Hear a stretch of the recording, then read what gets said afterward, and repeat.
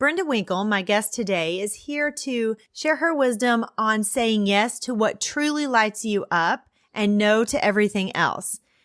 Brenda also emphasized the importance of self-leadership and responsibility in the transition into leadership. She talked about staying away from that gossip cycle and how she did that herself. We also hit on the topic of self-care and figuring out what it is that you love again when you are so busy that you've forgotten what that looks like in your life and how you can actually put the things back in your life that you love.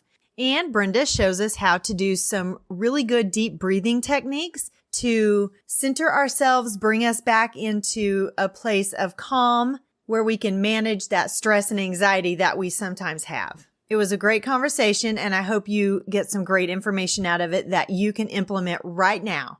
Let's get started.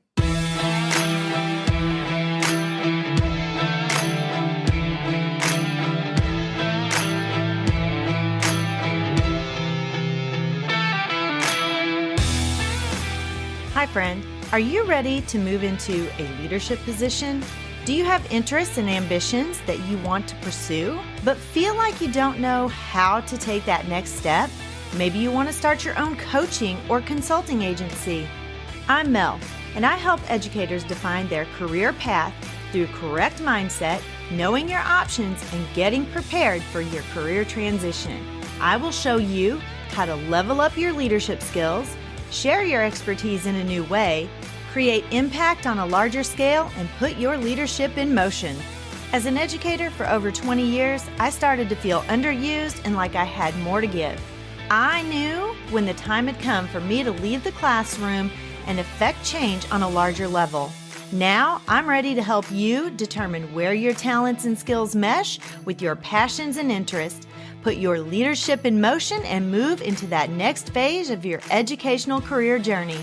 Let me help you define your career path by having the right mindset, knowing your options, and getting prepared for that next leadership position. So power up and put your leadership in motion.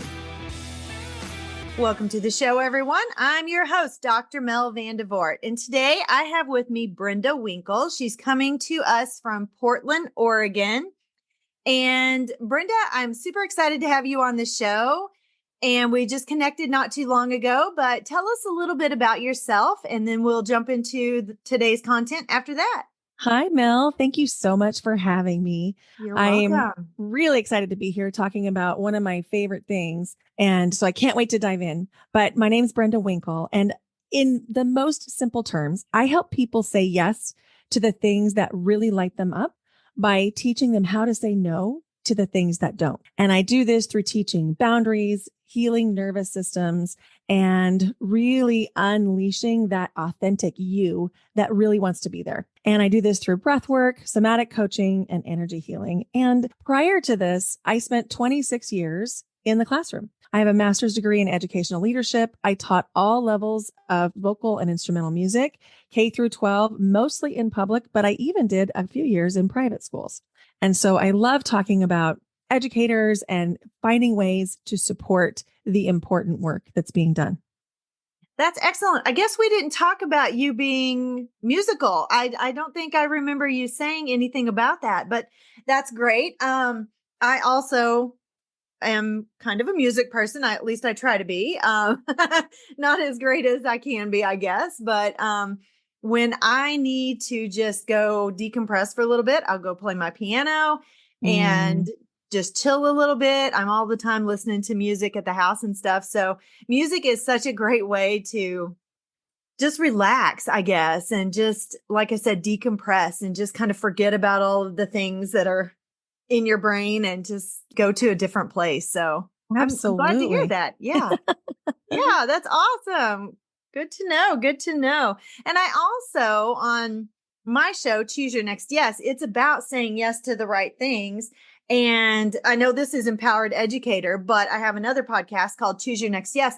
And that's one of the things that I do, saying yes to the right things and no to everything else. That's actually part of my little pre-roll. So it's always important to say yes to those right things and not just say yes to everything, because we can get in that especially as an educator, we can Absolutely. get in that habit of saying yes to everything just because we feel bad about saying no to certain things. And Mhm. so let's go ahead and move into the content for today. And I'm just going to let you take the lead, and then I'm going to do some follow-up questions. Perfect. So we're going to be talking today about how to move from being a teacher in the classroom into either a teacher leader role or into a school leader role. And whether we're talking about moving from the classroom into teacher leader or into school leader, like a principal or perhaps a director of a certain curriculum, whatever we're talking about, the first thing that we need to really consider is self leadership.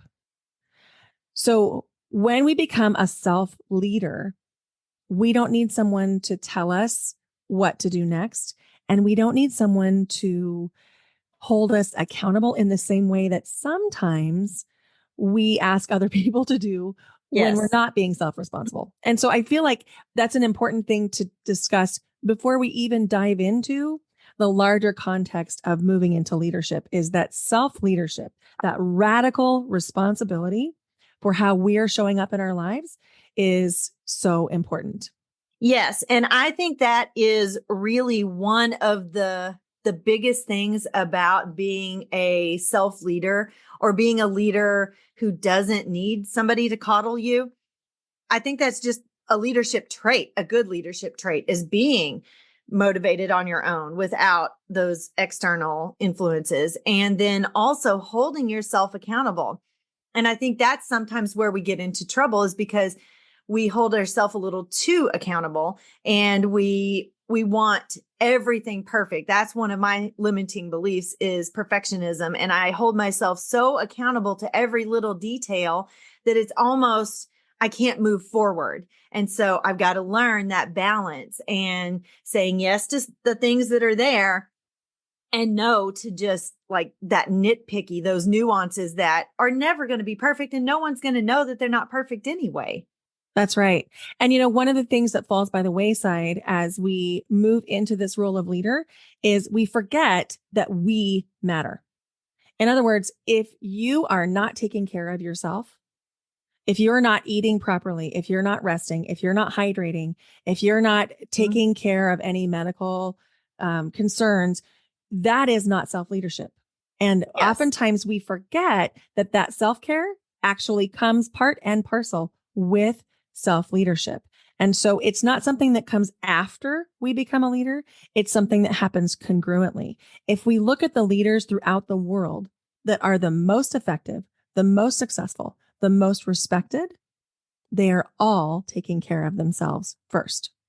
And you have to model that. If you want to be a good leader, you're modeling the right things to do to those who are looking at you as a leadership person. So if you're not modeling those right things, they're looking at you either not in a good light, as, okay, this person doesn't show good leadership, or they're trying to mimic you, and then they're learning those bad traits themselves.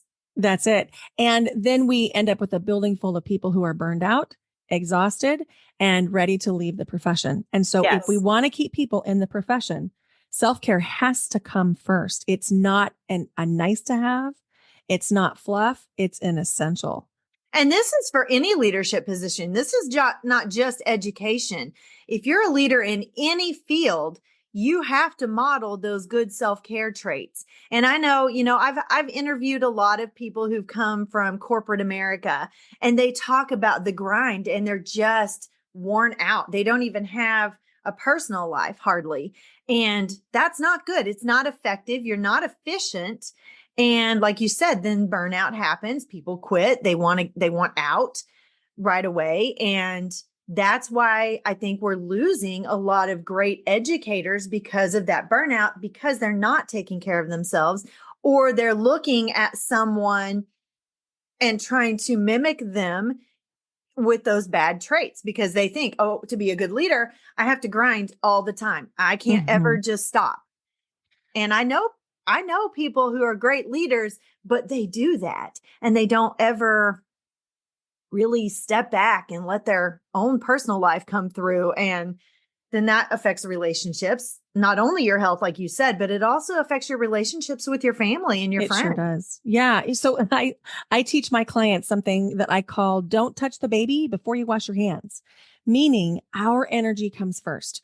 People feel the energetic birthplace of everything we do, whether it's sending that email, whether it's writing the lesson plan, whether it's communicating with a parent, or even if you're applying for a new leadership position and you're getting ready to create your resume or your job application, people feel the energetic birthplace. If you are sitting in a state of exhaustion and overwhelm and feeling negative, and then you try to create, that energy goes through. But if you make sure you're feeling great, you're resourced, you're rested, you are well nourished, you're hydrated, you're excited, you're feeling good, you've just danced it out, or whatever it is that gets your energy really, really clean, people feel that too. And so, don't touch the baby before you wash your hands. Yes. And I am, I work at home most of the time, and I am that grind person. I can work from the time I get up until the time I go to bed. And I do try to schedule breaks and stuff in there, but I am getting to the point, especially trying to get my book out and that kind of stuff, where I am not as effective and I'm not as efficient because my brain is scrambled and I don't have good clarity. So tell us what we can do. What steps do we need to take to say yes to the right things and no and create those boundaries? I love this question. So my podcast is called Your Yes Filled Life. And we talk all about all the different ways, whether it's showing up in relationships as equal partners, or talking about nutrition or breath work, or all of those kinds of components and more. But one of the biggest things that we tell ourselves is, I have to keep hustling. I have to keep working. I have to keep going. But the truth is, we're exhausted, we're depleted, and we run out of ideas when we do that. So we have to get really clear on our own self boundaries. And so for me, that means that by 5 p.m., whether I'm done or not, I am complete for the day. And that means that I might carry over to do items to the next day. And then my time between 5 and when I go to bed is my recreational time. That's the time to connect with people. That's the time to do the things that I like to do. And I have found, like, for example, I love to ballroom dance. So I take salsa, bachata, nightclub two-step, cha-cha, rumba lessons. And I'm going to the dance studio like 2 to 3, 4 times a week in the evenings. And if you look at it on paper, it would look like I wouldn't be as effective because I'm not working 12 hours a day. I work a solid 7, sometimes 6 hours a day. And then I go dance, or I connect with friends, or I walk my dog, or we go to the park. I'm so much more effective. Yes. Because I've taken time to rest and I'm thinking about new things. And there's not one evening that goes by that I don't find a solution for something I was trying to solve during the day. And the reason the solution comes is because I've stopped obsessing about it. Something that you said. So you say that you stop, and it made me think about, there have been some days this past week because I've been just like stuck to the computer trying to get my manuscript done because I was on a deadline. Plus I've had consulting work. I've done Zoom. I've done discovery calls. I've been doing Zoom interviews, plus my consulting on Zoom, all of that stuff. And so like, I am grinding hard this last couple of weeks. I'm feeling it. I'm feeling it in my neck. And yesterday I was like, my neck was on fire, and I'm like, I just have to stop. And so I tried to stop a few days ago and just like, okay, I'm not going to look at my computer because I know in my head, I'm not going to be as effective if I keep going. But when I turn the computer off, then it's almost like I don't know what to do with myself. So you saying you're going dancing and you're hanging out with friends and things like that, you have to create a different habit, because if you don't, you default right back to that same thing. Because you don't know how to fill your time, that empty space, because you haven't thought about it already, then you're just like, it's almost like a detox. You're like cutting off cold turkey, and then you don't know how to fix it. Like you don't know what to do with yourself. That's right. And, I remember it was 2007 and I'd just gone through a very, very contentious divorce. I had a 5-year-old, and I knew that I needed to do stuff to feel good, to feel better. But in those moments, I literally couldn't remember what I even liked. And so I developed this little system where I wrote down on a Sunday afternoon on little pieces of paper things that I liked. My daughter and I were calm. We were having a great day. So we just would write down things we liked on little pieces of paper. We folded them up and put them into a rose bowl. And then when we couldn't think of what we liked to do, we draw from the rose bowl. And then it got so that if we drew something, we were like, no, I really actually wanted to go to the river today. So we'd, dig into the rose bowl and find the thing that we wanted to do. Right. And that's how we taught ourselves what we like. It was something I literally had to learn because I was so used to hustling that I didn't know what it was like to have fun. I didn't know what I liked. I didn't know what made me feel good. And that's a big part of the reason I developed a free guide called Feel Better Fast. That's a customizable guide that people can access. You can get it on my website at brendawinkle.com/feelbetterfast. And that's all lowercase, all one word. And that's not the free gift I planned to give today, but that's just one that's coming up because of our conversation around how do you have fun if you're busy and you forget what you like?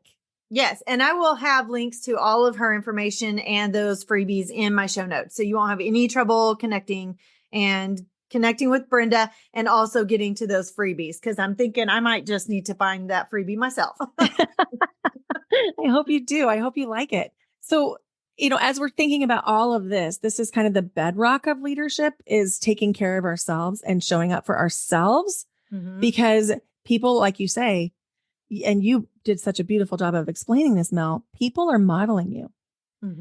And so you have to think about, are you being the kind of leader you would want to be led by?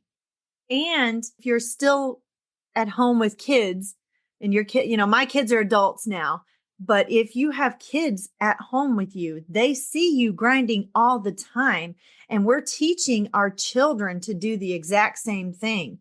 So as an educator and a parent, we're teaching the wrong things to our students and our own children if we're grinding all the time and we're not taking that time and letting them see us do family time. And I love the fact that you and your daughter were able to go back and start working on your relationship with each other, because I'm sure your relationship was suffering a little bit. You built that quality time together and you got to do those things that you loved and enjoyed after you figured them out again. That's right. That's right. And, I think that it's just, we don't give enough credit to having fun. And everything responds to fun and joy, abundance, peace, other people. Joy is magnetic. So the more joyful you can be in your life, the more ways you can find to feel joy on a day-to-day basis, the more things that you really desire will be magnetized to you. Yes. Excellent. Excellent. So keep going. Tell us some more tips. What can we do? So, the other big thing as we're transitioning from a role where we took care of one group, like let's say in a teacher role, and then we want to take care of more people, and taking care of might not be the right word, but for the purpose of this, I just want to imagine if you have a telescope and your telescope is zoomed in on your class. If you're a teacher, zoomed in on your role, the children, the students that you live with or that you are interacting with every single day. When we move into leadership role, we have to zoom out. We have to see the bigger picture. Yes. And we have to start looking at the whole system. How does the whole system work together? And how can we compress power dynamics into a shared power? One of the things that comes up for new leaders is we think that we need to have power over someone else in order to be an effective leader, meaning that someone else has power under you. When we have those kinky power dynamics, we are getting into what communication coach Amy Carroll calls the predator, prey, or partner. So if you're in a predatory role, you have the power over someone else, meaning your expectation is that someone else has power under you. They have less power. Right. And, you can be in a role of positional power as a building leader or as a teacher leader. And that positional power means that you are responsible for making certain kinds of decisions. However, you can still come in from a place of shared power. It's harder to do. It takes more work, but really effective transformational leadership allows for shared power. Yes. And that's the whole premise of PLC work, is that shared leadership. And it's not power as much as it's leadership. You all take different leadership roles at different times, especially when you realize we all have different qualities that can complement everybody else's qualities, because I don't have all of the same qualities or characteristics that you have, or skill sets that you have, or expertise areas. So when you combine all of those together, your leadership power really multiplies big time. That's right. That's exactly right. Even in my group program, it's called Second Chapter. This one's for you. We have a shared power, meaning I often hold the mic because I'm the facilitator. I'm the one that's developed the content, but there's not a power over dynamic. So if people see something that could be helpful to another group member, they share it. And when we can use the human capital that's before us as resources, it creates this feeling of ownership. And as you come in as a brand new leader, it's really easy to think that you have to have power over. And it's also easy to think you have to have power under those people who may not have positional power, but they have social power. And we all know those teachers in the building that have the social power. Yes. But when we can come in from a power neutrality as our goal, it shifts things because you're showing up more authentically as you, which means you're coming across as more trustworthy. And then you're doing things that allow you to stay in your integrity, which means you're going to want to do this job a lot longer. Yes. Because when we leave the integrity of ourselves, that's when we go home and we say those negative things to ourselves. Yes. Yes. What you said, having that integrity and feeling good about what you're doing, because if you cave all the time and you don't hold your values up where they need to be, where you really want them to be, then that also leads to that burnout, because you're just mentally exhausted trying to perform in a way that you are not meant to perform. Right. You're literally performing. You've got a mask on, and that it takes a toll. Yes, absolutely. Absolutely. All right. What else do you have for us? This is good stuff today. Well, I think that as we widen our view into what's good for a larger group of people than the initial group we started with, it can be really challenging, because all of a sudden we'll see things we haven't seen before. And there can be an initial feeling of, oh my gosh, I didn't know. And I think it's important to name that and then to eliminate any shame around that. You didn't know what you didn't know. Right.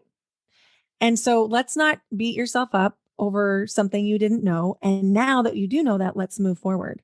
And one of the biggest things that I see get in the way of someone moving from teacher to teacher leader or building leader is gossip. And I remember an experience that I had, and I was a teacher at an elementary school, and I was feeling a little bit lonely because I was new to the building. And there was a teacher who wanted to talk to me, and I was so hungry for the relationship that I welcomed that conversation. The conversation was very negative. It was almost combative, like a us versus them kind of a combativeness between district leadership and this teacher. And without realizing it, I began to adopt that same kind of feeling where I would feel really defensive if the district asked us to do something. And I noticed that I was feeling negatively about my job, about other colleagues, about the district, about my building leadership. And it really got in my way. It got in my way because I became someone that was not who I really was. And the moment I realized that had happened was the moment that the principal of that building had a conversation with me that asked me, like she had the strong enough leadership to say, what's going on here? And why aren't you talking to me? And I was really embarrassed and also really glad that she called me on it, because then I could say, I'm under the influence of a gossip relationship, and I'm going to get out of the influence. And so I did have to really change how I was showing up in that relationship and not allow the gossip to move forward and not allow it to take, I would need to sometimes escort this person out of my classroom to walk down the hall to end a conversation and do things like that. But the moment I cleaned that up, everything else shifted back into place. So if we're gathering in circles and we're talking about the things we do not like about our job, the building, leadership, other people, or the district, you are getting in the way of your own leadership ability, because the truth is that's not the right kind of leadership. Right, exactly. And everybody's heard, check yourself before you wreck yourself. Because if you're having these thoughts and you're vocalizing, we all have these negative thoughts, because we all see things that could be done better. It's not a bad thing to say the system is broken, we can do better. It is a bad thing to vocalize it in a way that is not helping anybody. It's just making you look power hungry, I guess, really. And if you have that leadership mindset, that's not really a leadership mindset. So again, check yourself before you wreck yourself, because if you're thinking this way, you're probably not going to be a successful leader, because you're not seeing big picture. You're only seeing what's affecting you at this moment. And you're not taking into consideration that there are outside factors that you may not know, you may not understand, and your direct leadership may not be able to control themselves. That's right. And so one of the things that I teach now is embodiment with my breath work and my somatic coaching. And so I have a little tip for people. If you're in a conversation and you start to notice that you're tightening or constricting or tensing, either your shoulders or your belly, or maybe even you're clenching your fists, that's your body's way of saying, I'm in a contraction right now. This isn't feeling good. And so listen to your body when you start to feel that tension and end the conversation and go do something that makes yourself feel better and more expansive. Forgive yourself for being a part of it and then move on. And if you listen to the body is never going to lie to you. Never, ever, ever. Your body's always like the ultimate truth serum. And so if you can really tune into how am I feeling in this conversation? Am I feeling expansive? Am I feeling possibility? Am I feeling lit up? Am I feeling joyful? Am I feeling excited about the potential? Then you're on the right track. Yes. I think as a society, we have really increased our own anxiety levels. I have anxiety really bad sometimes in situations, especially like when I'm doing the grind and stuff like that, but people will cause me anxiety too. And recognizing what you said, when your body is telling you, mine are teeth clenching and my breathing goes wonky. I get weird breathing patterns. And as soon as my jaws get tight and my breathing gets weird, I know I'm starting to get that anxiety level and a higher anxiety level. And I have to start figuring out what the trigger is. I think that's a lot of it. We don't always know that other people can be your trigger. And you need to remove yourself from that situation and go do exactly what you said. Find a more joyful situation to bring that anxiety back down. And let's talk about a technique you can use right now to reduce anxiety. So we know that the exhales in our breath, we know that creates an increase in heart rate variability, meaning our hearts are more flexible. We're healthier when we have that heart rate variability. We also know that on the exhale, we can lower our blood pressure and we can lower anxiety in the body. So the way that we do that is we lengthen the exhales, meaning the inhale is shorter than the exhale. So if you are a very linear person, you could count like inhale for 1, 2, and then exhale for 4 or 6. And if you're not a linear person, if you prefer just to kind of have things happen organically, then just breathe in for shorter than you breathe out. That might sound like this.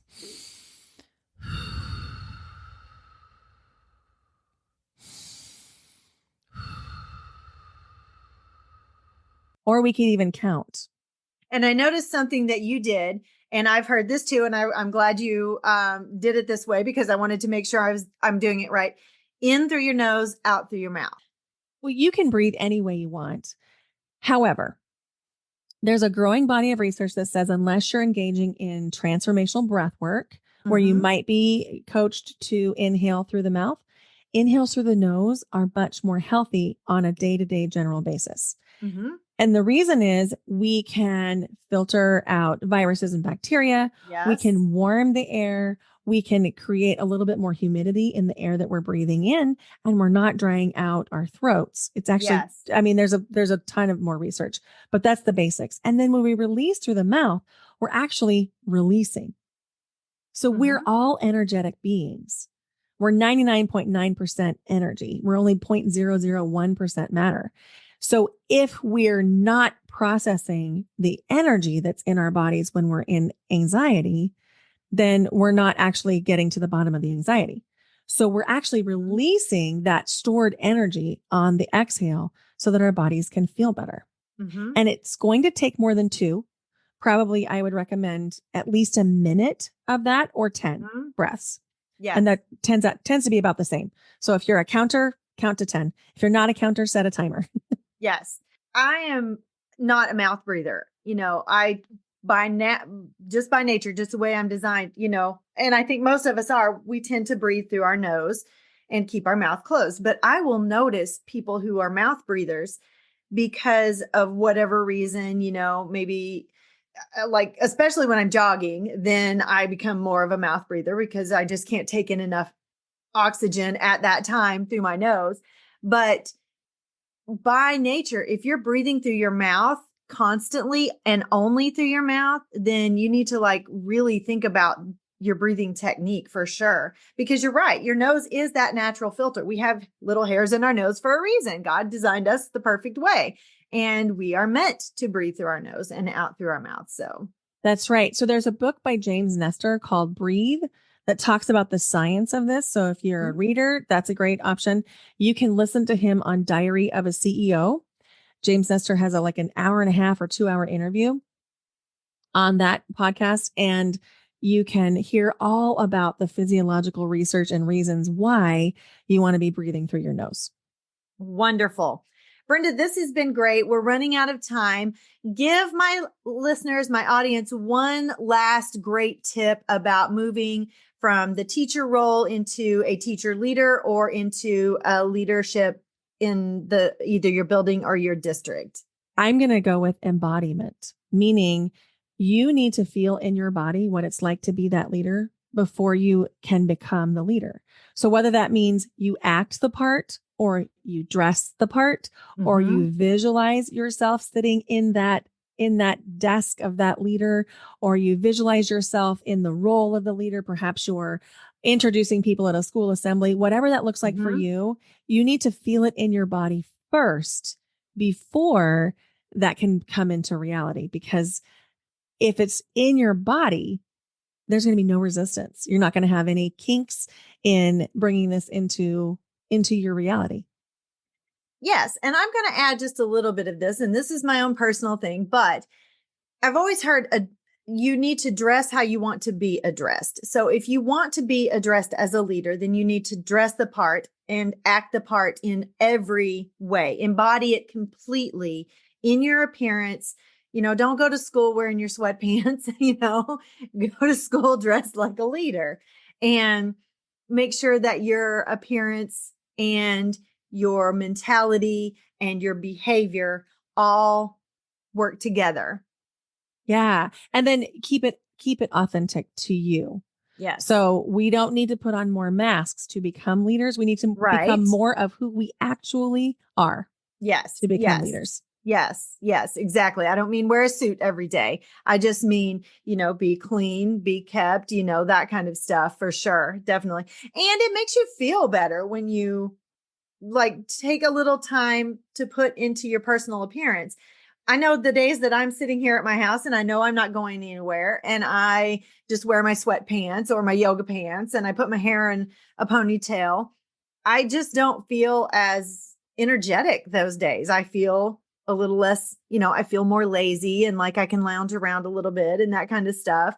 And those are fine on days when you're not working. But even when you work from home, you need to have that routine of getting ready just because it puts you in that mentality of 100%. being productive for the day. Absolutely. 95% of my work is remote, meaning Mhm. I could log in a shirt and sweatpants every day, but I Yes. don't. I Yes. always dress for the day. I Yes. always dress for the day because it's again, we don't touch the baby before we wash our hands. Mhm. Energy is everything. Yes. So how you want to show up is mostly starts with you. Like, Yes. how are you taking care of you? Mhm.